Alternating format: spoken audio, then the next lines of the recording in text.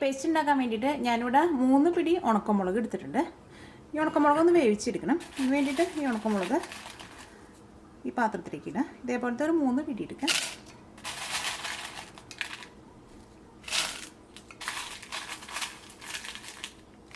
ഇത് വേവിച്ചെടുക്കാൻ വേണ്ടിയിട്ട് ഇതിലേക്ക് വെള്ളം ചേർക്കാം. ഈ മുളക് ഒന്ന് മുങ്ങി കിടക്കാൻ ആവശ്യത്തിനുള്ള വെള്ളം ചേർക്കാം. ഇനി തീ ഓണാക്കാം. ഇനി മൂടി വെച്ചിട്ട് ഈ മുളക് വേവിച്ചെടുക്കാം. ഈ മുളക് വെന്തിട്ട് നല്ല സോഫ്റ്റായിട്ട് വരണം. ഇത് വെന്ത് കഴിഞ്ഞ് കഴിയുമ്പോഴും ഇതിനകത്ത് കുറച്ച് വെള്ളം വേണം. എന്നിട്ട് ആ വെള്ളത്തോട് കൂടിയിട്ട് വേണം ഇത് അരച്ചെടുക്കാൻ വേണ്ടിയിട്ട്. ഇത് മൂടി വയ്ക്കാം.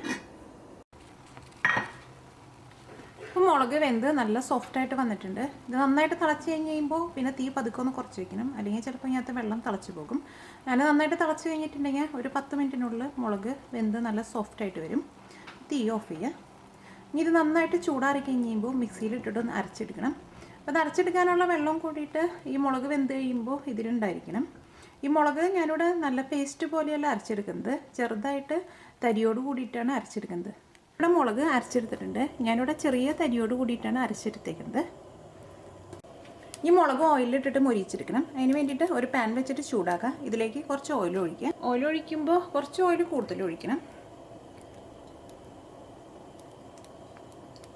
ഈ ചൂടായ ഓയിലിലേക്ക് നമ്മൾ അരച്ച് വെച്ചേക്കണം മുളക് ചേർക്കുക.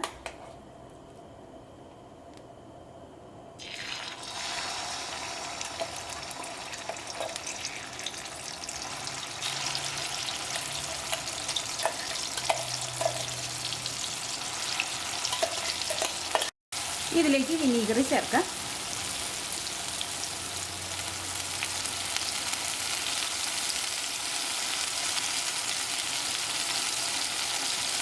ഇതിലേക്ക് 3 ടേബിൾ സ്പൂൺ വിനീഗർ ചേർത്തിട്ടുണ്ട്. ഇതിലേക്ക് ആവശ്യത്തിന് ഉപ്പ് ചേർക്കാം.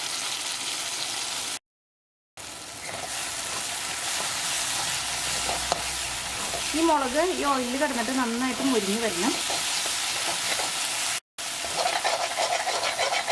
ഇതിലേക്ക് മുളക് മുരിഞ്ഞ് വരാൻ ആവശ്യത്തിനുള്ള ഓയിലും ഒഴിച്ചു കൊടുക്കണം. ഈ മുളക് മുരിഞ്ഞ് വന്നു കഴിയുമ്പോൾ ഇതിലേക്ക് നമ്മൾ ചേർത്തേക്കണം ഓയിലൊക്കെ ഇതിനകത്ത് നിന്ന് തിരിഞ്ഞ് വരും.